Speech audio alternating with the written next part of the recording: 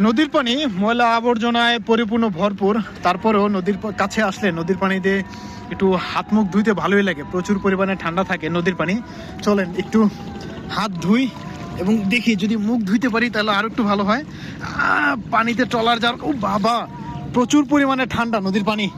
ও একটু মুখেও দেই, দেখি কি অবস্থা, আপনাদেরকে একটু দেখাই।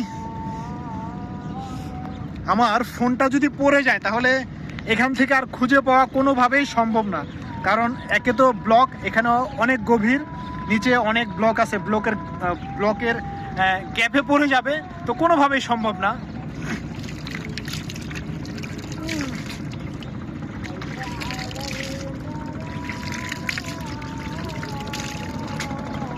একটা অন্যরকম শান্তি, প্রচুর পরিমাণে ঠান্ডা।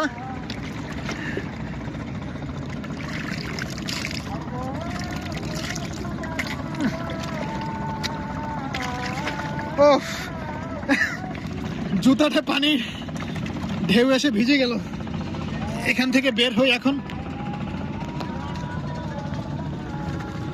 ইয়া চলো এখান থেকে বের হই। কে রে বাবা, চলো নিরিবিলি এখান থেকে বের হইতে বলতেছে ব্লকের ভিতর থেকে।